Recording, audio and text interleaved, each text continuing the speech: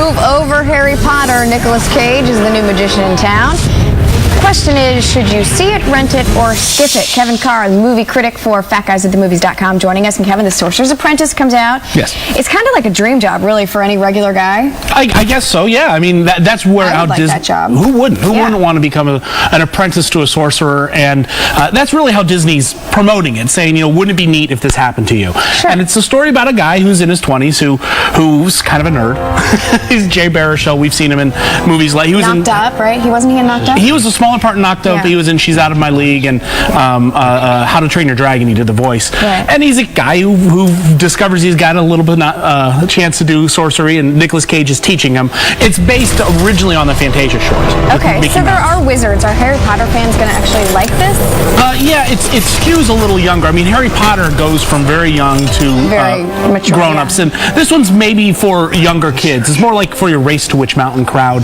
It's a family adventure, Disney, and it looks great, and it's a lot of fun. Directed by the guy who did the National Treasure movies, so he's done Nicolas Cage before. And Nicolas Cage was fantastic in this, is he not? He's good. I mean, he's goofy, he's silly, and this is Which he's Nicolas. good at. Yeah, he does these sort of offbeat characters, and it really has his tongue planted firmly in his cheek. Yeah. So, So what do you think? Should we see it, shoot it, rent it, shoot it? Shoot it. That's another part of our show. Should you see it, rent it, or skip it? I'm going to say rent it. It's definitely something for the kids, and maybe wait till it comes to Did video. you think it was better than The Last Airbender?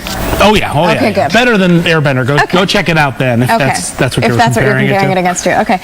Next is Inception. Some really big names in this one. Yeah. We've got Leonardo DiCaprio. Michael Caine has a small part in it. Yeah. What's it about?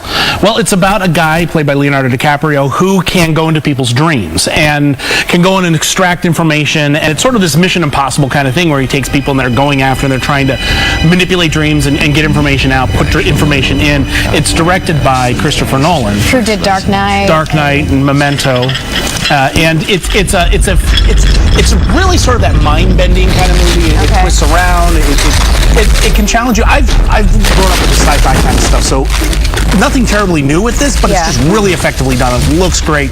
Lots of great action. I heard they spent $80 million in special effects. That's a lot. That's a lot. That's kind of par for the course. I'm surprised they had any money left over to pay the actors. Well, you know, these movies nowadays cost $150, $200 million. So, yeah, I mean, cappuccinos are cheap for this. And critics said, I was reading that the critics said that it was kind of like taking an SAT.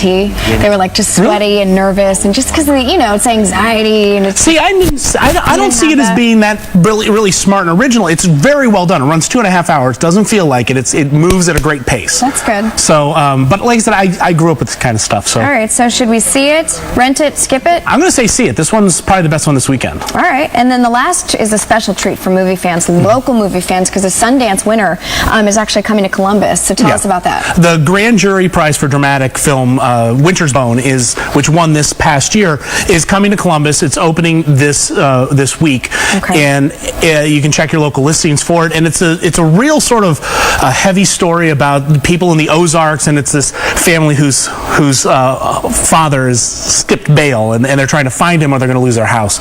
And it's a very rich in the history, and it's a neat movie. Definitely something for the award-winning crowd. Okay. And you've actually seen it, so do you think we should?